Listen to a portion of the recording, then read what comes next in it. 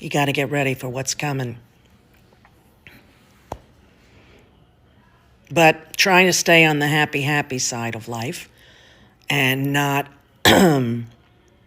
you know, obsess on that either. But it's hard to avoid it when it's so blatantly obvious when you look at the parallels that we have been here before as a world.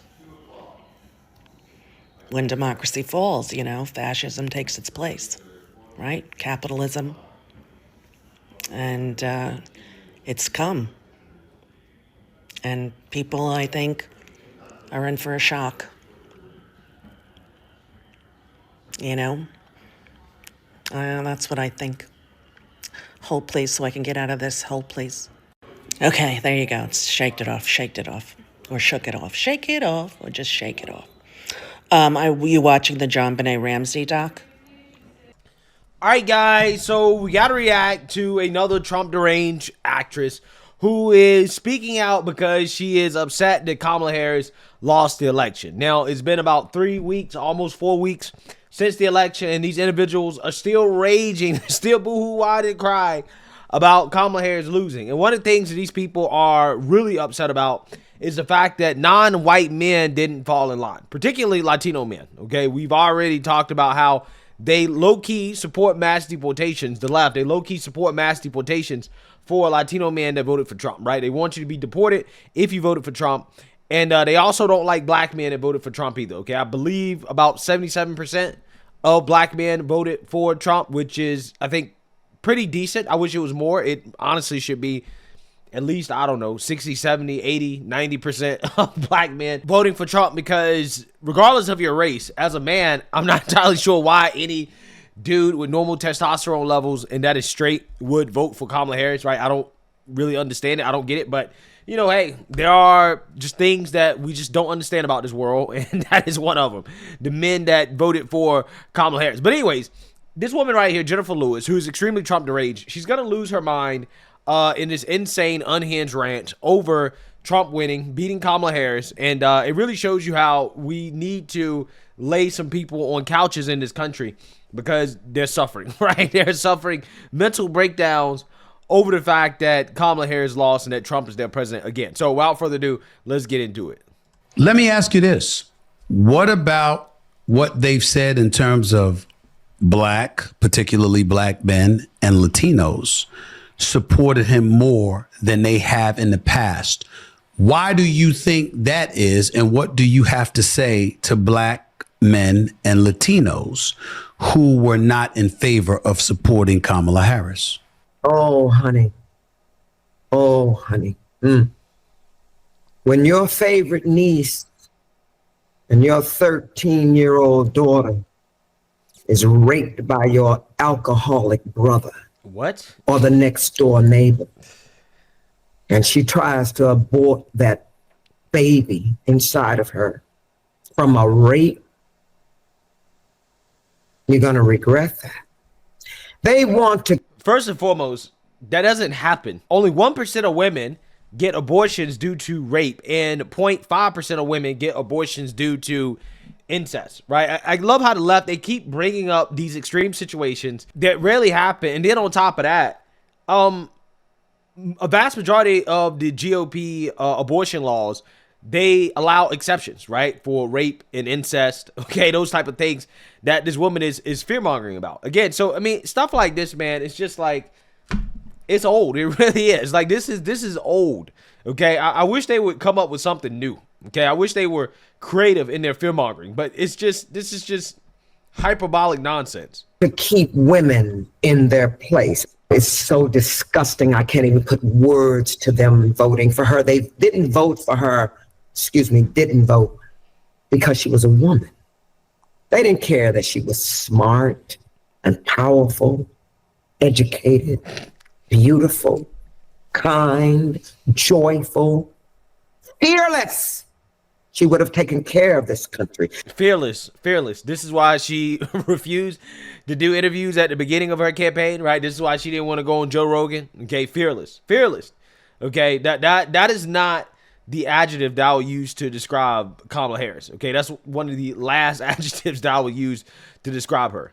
She would have protected the people. She would have surrounded herself with great minds.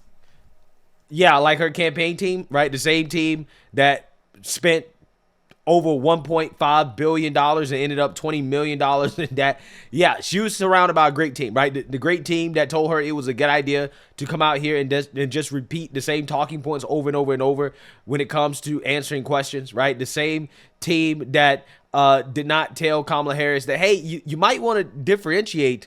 Why is it that you are different than Joe Biden? On the Biden question, we, of course, got that everywhere we went. And we knew what the data was. We knew we had to show her as her own person and point to the future and not try to rehash the past. She also felt that she was part of the administration. And unless we said something like, well, I would have handled the border completely differently, we were never going to satisfy anybody. We were trying to tell a story and give the impression that she was different without pointing to a specific issue. Can I ask this, why not a specific issue? Is this something she was unwilling to do? You worried it would feel disingenuous? She felt like she was part of the administration, so why should she look back and cherry pick some things that she would have done differently when she was part of it? She had tremendous loyalty to President Biden. You've been on plenty of campaigns. Imagine if we said, well, we would have taken this approach on the border. Imagine the round of stories coming out after that of people saying, well, she never said that in a meeting, or what meeting when she said this, or I remember when she did that. And it wasn't going to give us what we needed because it wouldn't be a clean break. It would be, days upon days in a limited time window that we had of dealing of who, what, when, where. So the best we could do, and the most that she felt comfortable with, was saying, like, look, vice presidents never break with their presidents. The only time in recent memory is when Pence broke with Trump after Trump stormed the Capitol. They call that the murder exemption. If the president tries to murder you, you can break. Yes. If you are, ripping up the Constitution, trying to overturn an election, people die, then you can break with your president. Yeah, so I don't know about you guys, but those are not the people that I would describe as the best and the brightest, right? I don't think that Kamala had a great team. In fact, I think Kamala had the worst team. And that is at least one of the many reasons why she lost, okay? But all these things this woman is saying, like, we know for certain, just watch her campaign, these things are not true, right? She is not going to surround herself with great people. She's not smart. She may be educated, but that doesn't really mean much. She's incompetent. She's not fearless. All these things she's saying, again, are just not true. They're just not based in reality. But what a lot of this comes down to is the fact that these people just can't accept that Kamala Harris was a bad candidate, that she just wasn't good. She's not very talented. She's not the best thing since sliced bread. She wasn't Obama. They just can't accept it, right? They just cannot accept the fact that a so-called black woman was not a good candidate. She was a bad candidate, okay? She doesn't have much talent as a politician. In fact, I am surprised that she made it this far in politics. In fact, she should be happy. She should be very happy that she made it as far as she did, because she's definitely failing upwards, right? Like, she definitely does not deserve to be vice president. She shouldn't be anywhere close to the White House, but she made it anyways, which really is a testament to the opportunities in this country, even if you're a so-called minority, right? You're a so-called woman of color. Look at Kamala Harris. She became vice president and she was very mediocre. Okay, that goes against the narrative that as a so-called minority that you have to be above and beyond better than everybody else. And in fact, I actually think it's the exact opposite, right? I think that if you're a so-called minority, you really don't have to be above and beyond better than everybody else. In fact, you don't have to be better than everybody else at all. In fact, you can be worse. You can be worse and get away with it, because all you got to do is just boo-hoo, whine, and cry racism. You get the benefit of the doubt. There are no expectations whatsoever. They're very low expectations. And I think that's what you're seeing from Kamala Harris. Kamala Harris is somebody who got into a position of power because of things that had nothing to do whatsoever with her competency. And that got exposed during this election. It got exposed when she got put in front of a national stage where she couldn't hide. Okay, she was put in the spotlight. And they tried to hide her, right? They really tried to hide her. But, ultimately, the American people could see right through her. They could see that she was in over her skis. And also on top of that, she was a part of one of the worst administrations in American history. So, yeah, I mean, these people can cope all they want. But the reality is that the so-called black woman just wasn't good, right? She was not good. And the American people saw that, right? It's not sexism. It's not that men hate women and all this other crap and nonsense they're talking about. It's not that. She was just bad, right? But they can't come out here and say with a straight face that a black woman was bad. No, you can't say that. Okay, that's forbidden. You cannot criticize a black woman. Everything about her was perfect. Her campaign was perfect, okay? Because Queen Latifah endorsed her, okay? According to Joy Reid. Like, Joy Reid actually said that on national television. And I think it's important to say that, you know, anyone who has experienced or been in the United States for any period of time and experienced this country's history and knows it cannot have believed that it would be easy to elect a woman president, let alone a woman of color. Let's just be clear. And nothing that was true yesterday about how flawlessly this campaign was run is not true now. I mean, this really was an historic, flawlessly run campaign. She had Queen Latifah never endorses anyone. She came out and endorsed. You know, I mean, she had every prominent celebrity voice. She had the Taylor Swiftie to the Swifties. She had the Beehive. Like, you could not have run a better campaign in that short period of time. And I think that's still true. But keeping women in their place was more important to them. And black men, that was just shocking because, honey, he's going to give the military and the police permission to shoot you in your back and there will be no immunity. So, baby, y'all done fucked up. You took every right from your children. Once again, there will be no social security and pensions and rights. This thing has said you will never have to vote again. He's going to be in charge of the military. We have fucked up. End of story.